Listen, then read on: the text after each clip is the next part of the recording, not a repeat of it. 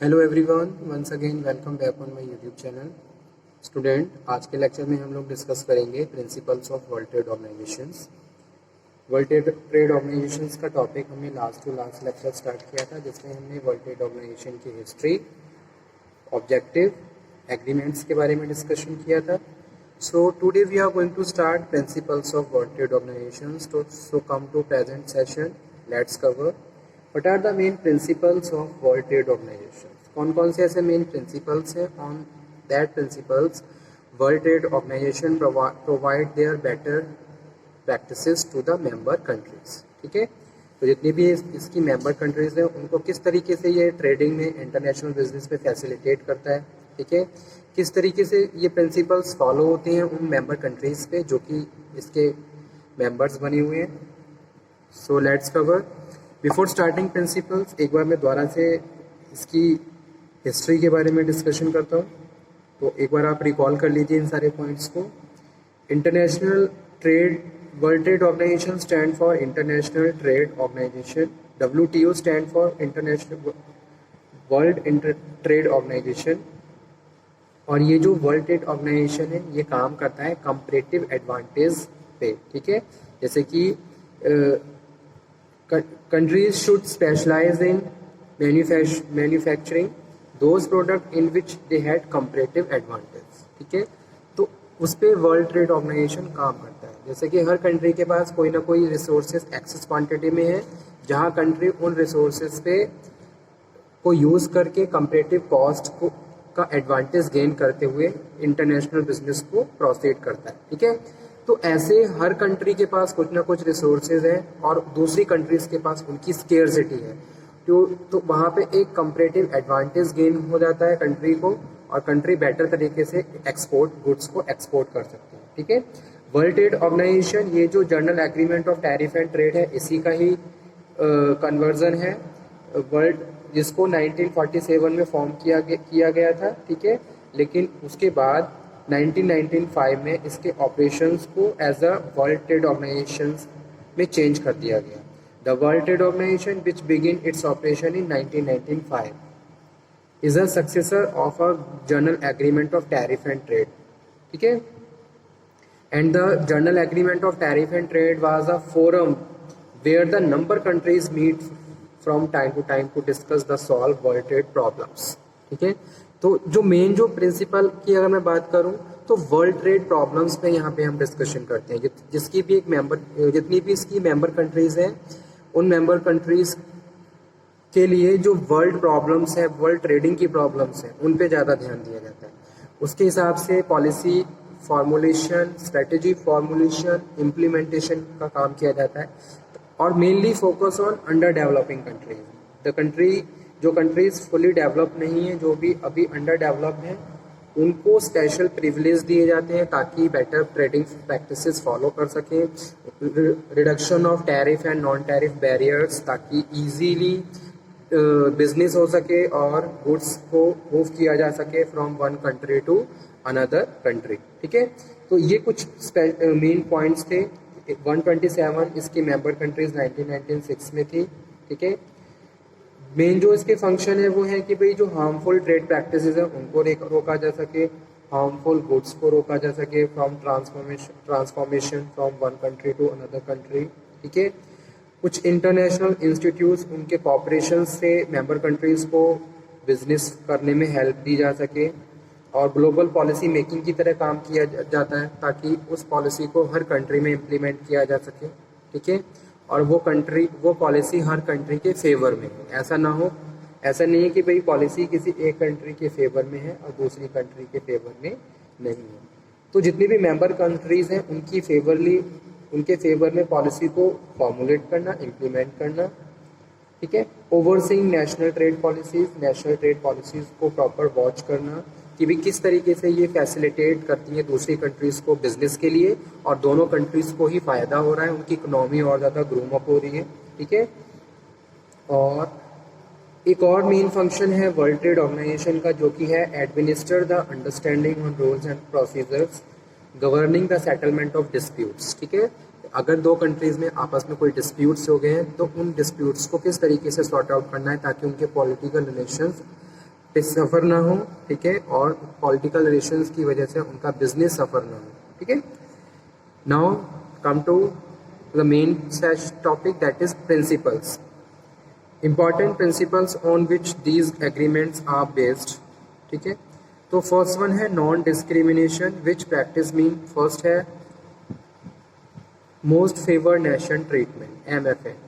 तो most favoured Nations का नाम आपने रिसेंट कुछ मतलब कि एक दो साल पहले ही सुना होगा, जब इंडिया और पाकिस्तान के बीच डिस्प्यूट्स हुआ था, तो इंडिया ने पाकिस्तान को मोस्ट फेवर्ड नेशन से हटा दिया था just because of such unfair practices between the countries. So regarding the most favoured nation treatment, this means any trade concession offered by one member of World Trade Organization to another member must be offered to all other members. Okay, national treatment is second principles. This means imported goods should not be discriminated against the domestic goods, meaning thereby जैसे कोई भी goods आप import कर रहे हो तो उन goods को अपनी जो भी कंट्री में जो आप प्रोड्यूस कर रहे हो उनके साथ कंपेयर नहीं करो। Discriminations against the domestic good, meaning their same treatment has to be according to the domestic and the foreign markets. Okay, same rule for all. This means the restrictions government on organizations from distorting normal trade by way of subsidizing, dumping, discriminatory licensing policy etc. सबके लिए same rule होनी चाहिए, ठीक है। तो ये तो first principle है नॉन डिस्क्रिमिनेशन का। कहीं भी किसी भी चीज़ में डिस्क्रिमिनेशन नहीं होना चाहिए, ना ही रूल्स एंड रेगुलेशंस में, ना ही नेशनल ट्रीटमेंट्स में, ना ही मोस्ट फेवर्ड नेशंस में। आप जिन भी कंट्रीज़ को कोई प्रैक्टिस स्पेशल प्रिविलेज दे रहे हो तो वो हर कंट्री के लिए एप्लीकेबल है, ठीक है। और ट्रीटमेंट इक्वली होना चाहिए और same rules and regulation follow between the countries.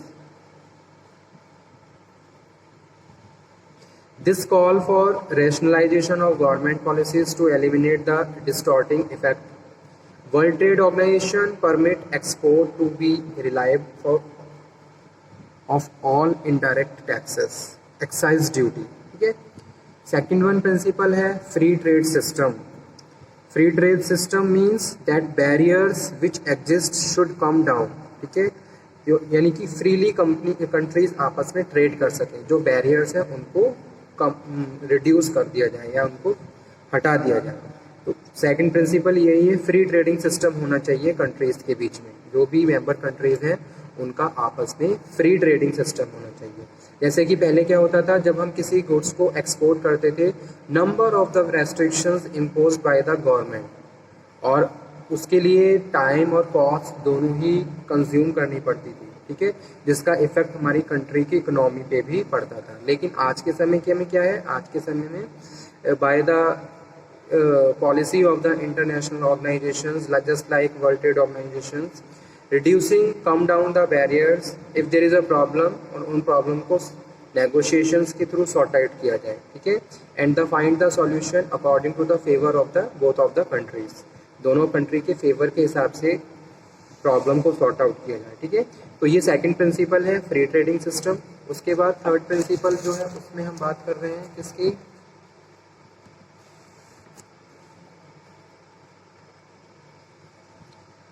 Predictable trading system.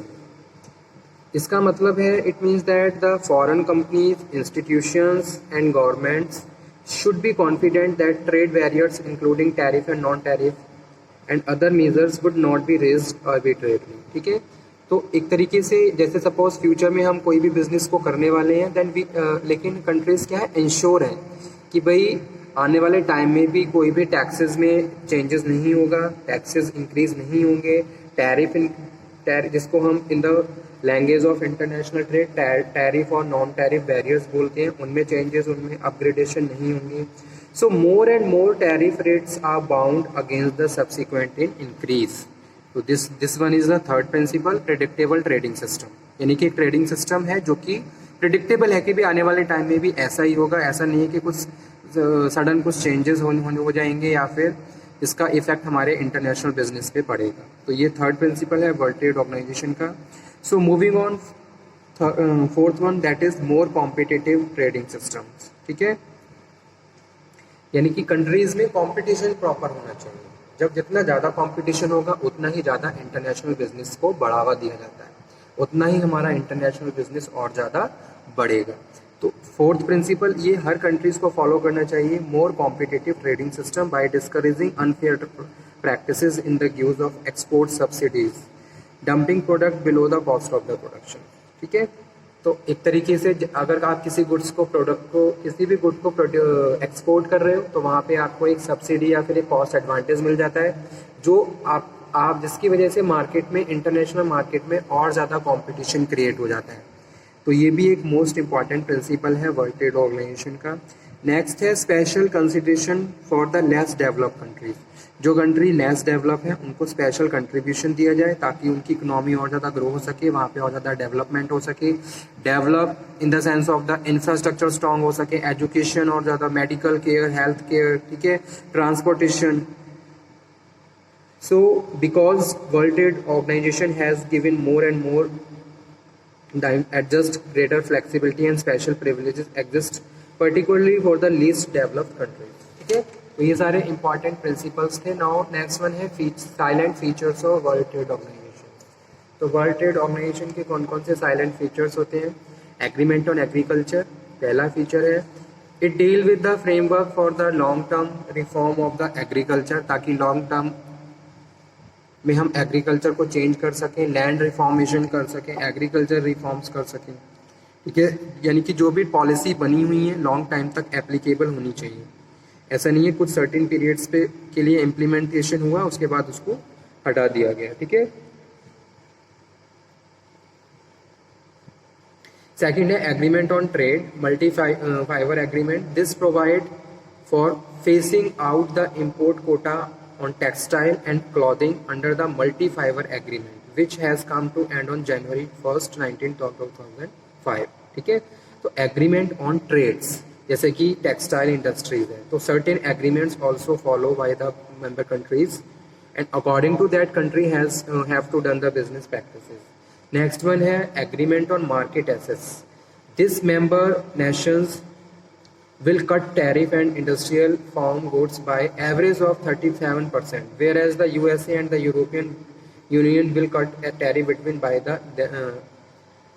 1/2। ठीक है, तो ये कुछ अमाउंट भी फिक्स कर दिए गए हैं जिनके हिसाब से एग्रीमेंट को फॉलो किया गया, एग्रीमेंट बनाए गए और मार्केट को एसेस किया गया। ठीक है, जैसे कि कोई भी कंट्री है, जैसे कि मैं बात करूं यूएसए में चेंज, यूरोप में चेंज है, बाकी 37% है फॉर्म गुड्स। ठीक है, agreement in TRIMS trade related investment measures call for introducing national treatment of foreign investment and removal of qualitative restrictions. Agreement on TRIPS trade related intellectual property rights pertain patent and copyright, ये आपने पढ़ा ही है। TRIPS provide granting product patents also in the this area. ठीक है, कोई भी product बना रहे हो आपके पास पेटेंट राइट होना चाहिए, कोई भी टैग लगा रहे हो you have patent right. Protection will be available for 20 years patent and 50 years for copyrights. ठीक है, agreement on services trade in services like banking, insurance, travel, transportation, mobility of labour, proper provide multilateral framework of the principles and services। ठीक है, which should govern trade in services and conditions, transparency and progressive liberalism। यानी कि जो भी practices हम provide करवा रहे हैं that practices based on certain standards, उनका कुछ स्टैंडर्ड होना चाहिए, कुछ प्रिंसिपल्स होने चाहिए, उसके हिसाब से आप उनको फॉलो कर रहे हो। ठीक है, तो ये कुछ इंपॉर्टेंट साइलेंट फीचर्स थे वर्ल्ड ट्रेड ऑर्गेनाइजेशंस के। और ओके, थैंक यू।